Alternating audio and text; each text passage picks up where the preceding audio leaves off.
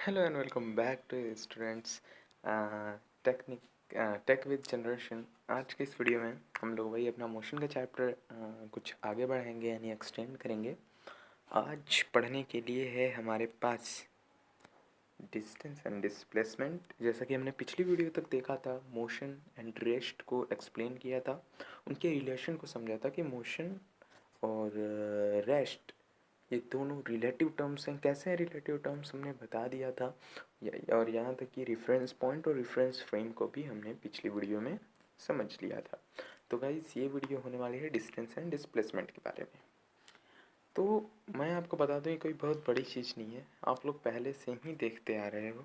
ठीक है, पहले से ही देखते आ रहे हो, पहले से देखते आ रहे हो और आप लोगों को पता है कि डिस्टेंस क्या होता है और डिस्प्लेसमेंट शायद ना पता हो। तो जिनको पता है या ना पता है उससे मुझे कोई लेना देना नहीं है। मैं इसको आप सब लोगों तक एक जैसा ही एकदम पूरा फुल्ली एक्सप्लेन पहुंचाऊंगा। तो स्टार्ट करते हैं। पहला जो टॉपिक है वो है डिस्टेंस। सो डिस्टेंस के लिए यहाँ पे दिया हुआ है the magnitude of length covered by a moving body is called distance, it has no direction. हाँ, अब मैं आपको बताता हूँ डिस्टेंस क्या होता है। Distance magnitude of length covered by a moving body, यानी एक बॉडी है, देखो एक बॉडी है, ये पॉइंट ए है, ये पॉइंट बी है। ठीक है, ए पॉइंट है और बी पॉइंट है। इन ए और बी को पॉइंट पे जाने के लिए एक बॉडी ने ट्रैवल करना स्टार्ट किया है, यहाँ गया है, ऐसे ऐसे बहुत घूम फिर के एकदम इस तरीके से बढ़ते बढ़ते ये बी पे पहुँच गया। अब अगर मैं आपसे पूछूं कि what is the distance in this case, so you will say that the distance is the length of part covered by a moving body for going A to B.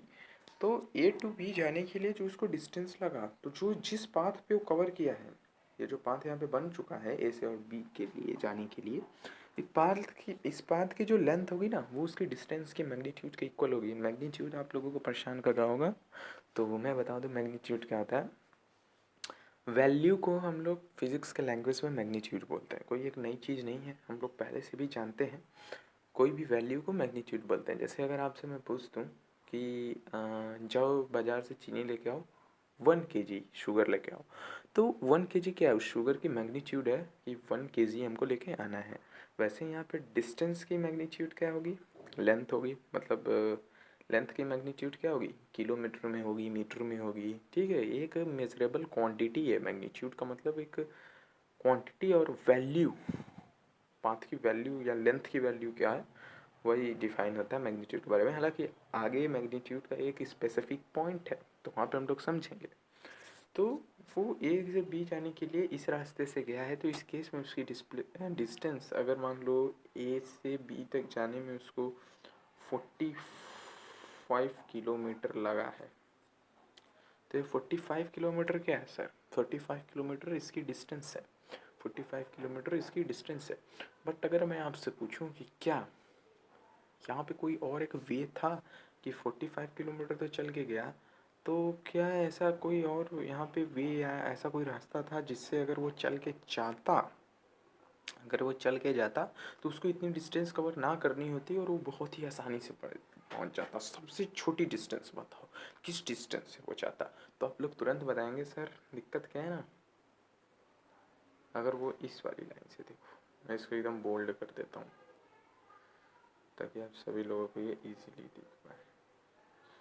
Sir अगर इस वाली लाइन से वो व्यक्ति जाता, एकदम straight चला जाता, ये घूमने की उसको ज़रूरत ही ना होती, ये लाइन, तो इस केस में क्या होता, उसको 45 किलोमीटर का डिस्टेंस ना ट्रैवल करनी होती, जो एक्स्ट्रा ऐसे नीचे गया है वो एकदम शॉर्टली पहुंच जाता।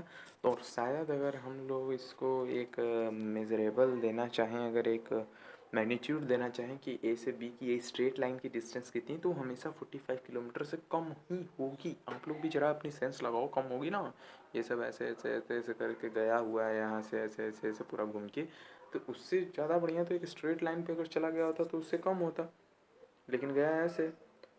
कहना क्या चाहते हैं कि ये जो पूरा पाथ कवर किया है, अभी यहाँ ए से बी तक गया है, तो ए से बी तक ऐसे भी हम पहुंच सकते थे, ये स्ट्रेट लाइन से भी हम लोग पहुंच सकते थे और ऐसे टेढ़े टेढ़े भी पहुंच सकते थे। तो टेढ़े टेढ़े पहुंचे तो इसने डिस्टेंस कवर किया। टेढ़े टेढ़े पहुंचने में यानी जो नीचे से पहुंचा वो डिस्टेंस था, वाइल जो सीधे गया है वो डिस्प्लेसमेंट था। अभी भी कुछ नहीं क्लियर होगा, आई नो, बट मैं अभी क्लियर कर देता हूँ। एक पॉइंट वहाँ पे पढ़ लेते हैं डिस्प्लेसमेंट के लिए भी, फिर मैं क्लियर करता हूँ आपकी चीज़ें। Displacement is the shortest distance between 2 points or the distance between them, the starting and final position with respect to time. It has a magnitude as well direction. ऊपर भी लिखा था it has no direction, यहाँ पे लिखा है direction है। Direction किस सेंस में बात हो रहा है ये भी मैं बताऊँगा यार। बहुत सारी चीज़ें हैं, आप तो बस ऐसे नोट्स लिखे ना, इसको एक्सप्लेन करना हमारा काम है। तो मैं बताता हूँ क्या होता है। देखो यहाँ पे जैसा लिखा हुआ है कि डिस्प्लेसमेंट सबसे छोटी डिस्टेंस है बिटवीन 2 पॉइंट। डिस्प्लेसमेंट भी एक डिस्टेंस ही है बट सबसे छोटी जब हो जाए, यानी कि अगर एक व्यक्ति को यहाँ से यहाँ जाना है तो ऐसे भी जा सकता है, ऐसे भी जा सकता है, तो ये सब उसकी डिस्टेंस है। बट अगर वो ऐसे जाता है यानी सबसे कम डिस्टेंस में जाता है तो इसको यहाँ पे सिर्फ डिस्टेंस ना बोल के हम लोग स्पेसिफिक नाम देते हैं। वो स्पेसिफिक नाम होता है displacement. I think it is clear. Distance की जो बात हो डायरेक्शन की जो बात हो रही है वो अभी मैं क्लियर करूँगा, बट आप ये देखो, ठीक है। और मैं अच्छे अच्छे एग्जांपल्स आपको देता हूँ तो आपकी थोड़ी क्लियरेंस बढ़ेगी। अब ये एक स्क्वायर फील्ड है। इस स्क्वायर फील्ड के यहाँ पे एक स्क्वायर फील्ड है ना, इसकी जो एक ये विड्थ या लेंथ बोल लो, ये मान लेते हैं हम लोग 4 मीटर की है, लेट कर लिया।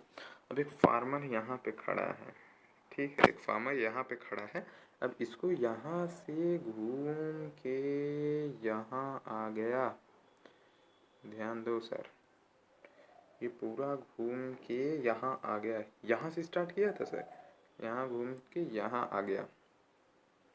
अब इसमें जो दो टर्म्स हैं, फाइनल एंड इनिशियल पोजीशन, ये मैं बताना चाहूँगा। कोई भी बॉडी जहाँ से अपना मोशन करना स्टार्ट करती है, यहाँ से स्टार्ट की तो यह इनिशियल पोजीशन, और जहाँ पे जाके ख़त्म करती है वो होता है final position. I think it is clear कि कोई भी बॉडी जहाँ से अपना मोशन करना स्टार्ट कर देती है उसको इनिशियल पोजीशन बोलते हैं, और जहाँ पे उसकी मोशन स्टॉप होती है उसको फाइनल पोजीशन बोलते हैं। अब एक फार्मर ये अपने फील्ड के यहाँ से एकदम विड्थ पे ही चल रहा है, बाउंड्री पे ही चल रहा है और यहाँ पे आया, तो इस केस में उसकी डिस्टेंस क्या होगी? इस केस में उसकी डिस्टेंस को निकालने के लिए हमें क्या करना होगा? तो इसमें थोड़ा मैथमेटिक्स की काम है कि हमको इसके डिस्टेंस के निकालने के लिए पेरीमीटर लेके उसमें से 4 को माइनस करना होगा। बात समझ रहे हो? अब मैं पूछूं कि स्क्वायर का पेरीमीटर क्या होता है, तो 4 इंटू साइड होता है। सो 4 इंटू साइड अगर आप करोगे, 4 इंटू 4 इज इक्वल टू 16। 16 में से अगर आपने -4 कर दिया तो 12, यानी उसको इनिशियल से फाइनल पोजीशन पर जाने के लिए 12 मीटर का रास्ता तय करना पड़ा है, और वो 12 मीटर उसकी डिस्टेंस है। बट मैं इस केस में डिस्प्लेसमेंट पूछूं तो यहाँ से यहाँ ये पूरा ये ऐसी ना आके वो सीधे यहाँ से ऐसे आ सकता था, और सबसे शॉर्टेस्ट डिस्टेंस है ये। अगर बाउंड्री पे ऐसे आता तो ये सबसे शॉर्टेस्ट डिस्टेंस होती, और ये सबसे शॉर्टेस्ट डिस्टेंस की लेंथ अगर मैं पूछूं तो हर एक बाउंड्री या हर एक लेंथ, हर एक वर्टिस का जो है इसका लेंथ है वो 4 मीटर है, तो इसकी डिस्प्लेसमेंट 4 मीटर होती। अब कहाँ 12 मीटर कहाँ 4 मीटर, देखो तो 4 मीटर इसकी शॉर्टेस्ट डिस्टेंस बिटवीन इनिशियल में जहाँ से स्टार्ट किया था और फाइनल यानी जहाँ पे ख़त्म किया है। तो इनिशियल से फाइनल पोजीशन के बीच में उसकी शॉर्टेस्ट डिस्टेंस, उसकी एक लेंथ, उसकी एक बाउंड्री होती, पूरी की पूरी एक बाउंड्री होती, और लेंथ यानी मैग्नीट्यूड में अगर देखा जाए तो 4 मीटर होती, और इसकी पूरी डिस्टेंस जो हो गई यहाँ पे वो 12 मीटर हो गई। I think it is clear. Direction की बातें हैं। अब मैं डायरेक्शन को हल्का क्लियर करने की कोशिश करता हूँ आपसे। डायरेक्शन में हम आपको बता दें कि आप फिज़िक्स पढ़ते हैं तो वहाँ पे दो तरीके की क्वांटिटीज़ पाई जाती हैं। क्वांटिटीज़ यानी क्वांटिटी तो आपको पता होगा, नहीं पता तो मैं एक्सप्लेन करता हूँ। क्वांटिटी वो चीज़ होती है जिसमें हम किसी भी चीज़ को मेज़र करते हैं। यानी 1 kg बोल दिया जाए तो ये एक ऐसी क्वांटिटी है जिसमें हम गुड्स को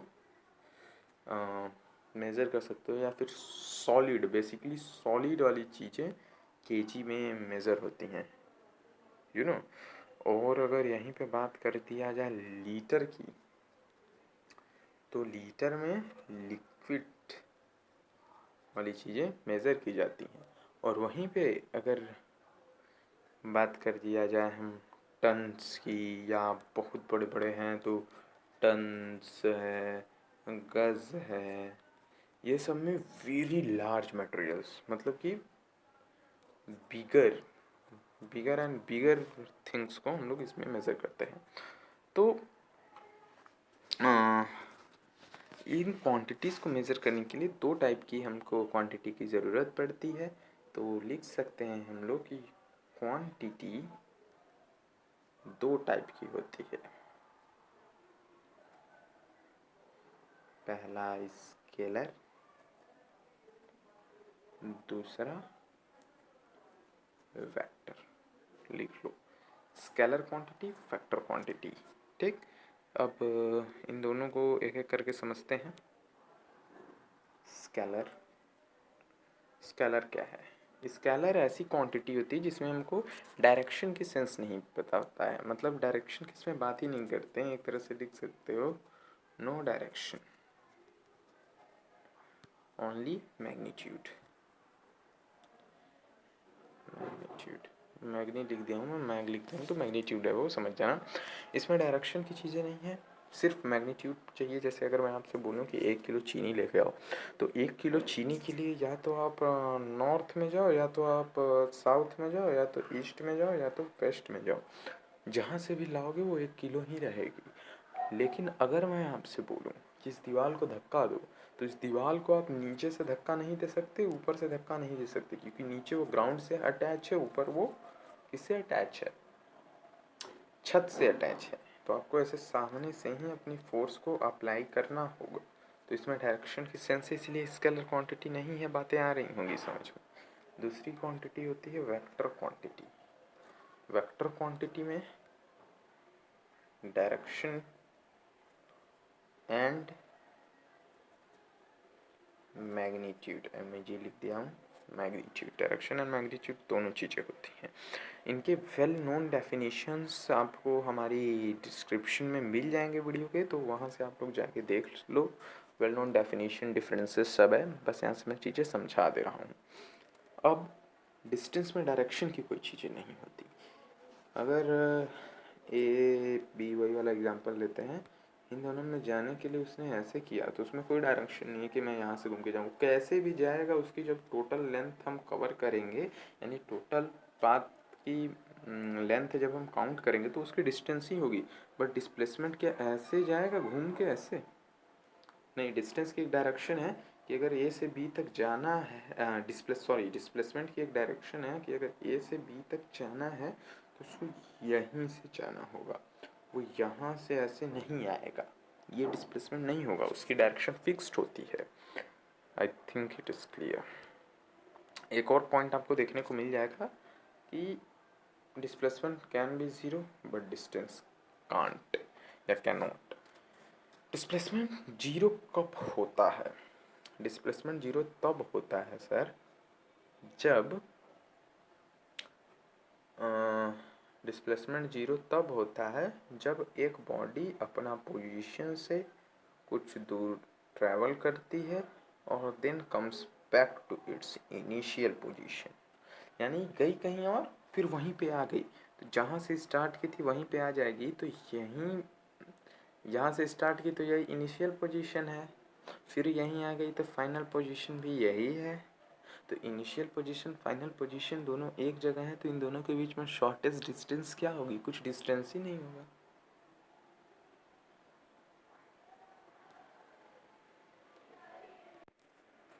कुछ डिस्टेंस ही नहीं होगा। तो जब डिस्टेंस नहीं होगा तो ज़ीरो मतलब नहीं है, ज़ीरो है, तो इसीलिए डिस्प्लेसमेंट ज़ीरो हो गया। लेकिन डिस्टेंस क्या कभी ज़ीरो होगा? वही सेंस में अगर यहाँ से यहाँ तक आया है, इसकी टोटल लेंथ तुम पाथ करो, टोटल लेंथ ऑफ पाथ को तुम मेज़र करोगे तो क्या कभी ज़ीरो होगा? कभी नहीं ज़ीरो होगा, ज़रूर कुछ ना कुछ होगा। आगे बढ़ते हैं। Distance versus displacement, distance versus displacement. हाँ, इसमें विजिट हेयर बोल रहा है, तो चलिए चलते हैं और वहाँ से कंफर्म कर लेंगे। सॉरी, मैं यहाँ पे थोड़ा अभी ऑफलाइन हूँ, बट मैं अभी यहीं पे आपको बता देता हूँ डिस्टेंस और डिस्प्लेसमेंट। सॉरी, डिस्टेंस और डिस्प्लेसमेंट को जानने के लिए मैं आपको बताऊँ तो मेजरली क्या चीज़ें हैं। एक तो ये वाला पॉइंट है, displacement can be zero but distance can not. एक और चीज़ है कि डिस्प्लेसमेंट नेगेटिव भी हो सकता है बट डिस्टेंस कांट या कैन नॉट। अब ये क्या लिख दिया, डिस्प्लेसमेंट ज़ीरो नेगेटिव हो सकता है। पहले तो ज़ीरो बताया तो ठीक था, नेगेटिव क्यों होगा भाई? नेगेटिव तब होगा जब कोई बॉडी कुछ कहीं जाती इनिशियल पोजीशन से, फिर वापस उसी पोजीशन पे आके और पीछे चली जाती है। इनिशियली समझो, यहाँ से स्टार्ट की, यहाँ गई, फिर वापस यहीं पे आई और पीछे चली गई सर। तो इस केस में डिस्टेंस हमेशा पॉजिटिव, क्योंकि यहाँ से यहाँ गई, उसका कुछ मान के चलो लेट कर लेते हैं 10 किलोमीटर, फिर वापस आई, फिर 10 किलोमीटर, फिर इधर गई, फिर 10 किलोमीटर, यानी टोटल 30 किलोमीटर। लेकिन जब यहाँ से यहाँ गए तो उस टाइम डिस्प्लेसमेंट कुछ रहा होगा, वापस आई तो जीरो हो गया। अब और वापस आने लगी और पीछे जाने लगी तो माइनस में आने लगा। ठीक है, ये चीज़ है, तो समझ में आ गया होगा। और नेक्स्ट पॉइंट हो जाएगा कि डिस्टेंस जो है वो स्केलर क्वांटिटी है, बिकॉज इसमें डिस्टेंस की कोई ज़रूरत ही नहीं है। स्केलर में बस आपको मैग्नीट्यूड चाहिए। लेकिन वहीं पे अगर हम बात करें तो डिस्प्लेसमेंट हमारी जो चीज़ है, ये डिस्प्लेसमेंट में हमको डिस्टेंस मैग्नीट्यूड के साथ साथ डायरेक्शन भी चाहिए, इसीलिए ये वेक्टर क्वांटिटी है। कुछ डिफरेंसेस हैं। और एक कॉमन चीज़ जो है दोनों में, इनकी एसआई यूनिट, यानी जिसमें इनको मेज़र किया जाता है, ये दोनों मीटर ही हैं। एसआई यूनिट दोनों की सेम है, इन दोनों को मीटर में मेज़र किया जाता है। ठीक है, तो डिफरेंसेस आपसे अगर पूछेगा तो सबसे पहले दोनों की डेफिनेशन, और distance is scalar but displacement is vector. और बात किया जाए तो distance can't be zero, displacement can be zero, distance can be negative, displacement can be negative. ठीक है, और यही सब है। और दोनों की जब आप एक और चीज़ की डिस्टेंस की आप लिख देंगे definition, total length of path covered, और डिस्प्लेसमेंट का shortest distance between initial and final position. ठीक, तो I think it is all clear about distance and displacement. If any doubt here, then put it in the comment section. We will work on it and will clear it in the next video. next video में हम लोग क्या पढ़ेंगे?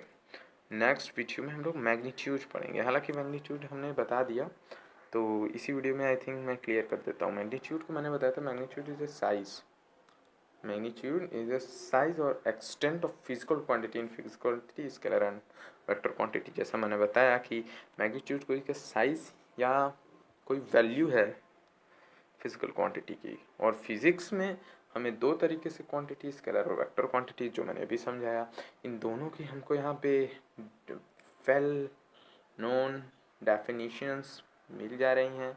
तो इनको आप लोग screenshot लेके याद भी कर सकते हैं कि scalar quantity are only expressed as magnitude. देना मतलब जैसा मैंने बताया कि स्केलर क्वांटिटी में सिर्फ मैग्नीट्यूड होता है, नो नीड ऑफ डायरेक्शन। इसका एग्जांपल है टाइम, डिस्टेंस, मास, टेम्परेचर, एरिया, वॉल्यूम, डिस्टेंस हमने समझा, और ये सारे एग्जांपल्स भी हैं। और वहीं पे vector quantities are expressed in magnitude as well as direction of the object. Example velocity, displacement, height, momentum, force, acceleration. Force की एग्जांपल मैंने आपको दिया था, याद है आपको ना, कि दीवार को पुश करने का। और वेलोसिटी, डिस्प्लेसमेंट, एक्सेलरेशन, ये सब अभी हम पढ़ेंगे। डिस्प्लेसमेंट हो चुका हमारा, शॉर्टेस्ट डिस्टेंस, वेलोसिटी पढ़ना है, एक्सेलरेशन पढ़ना है, और नेक्स्ट वीडियो में हम लोग होंगे time, average speed, velocity, time speed के साथ। मिलते हैं नेक्स्ट वीडियो में। Stay connected, subscribe my channel, don't forget to share it with your friends. Thank you very much.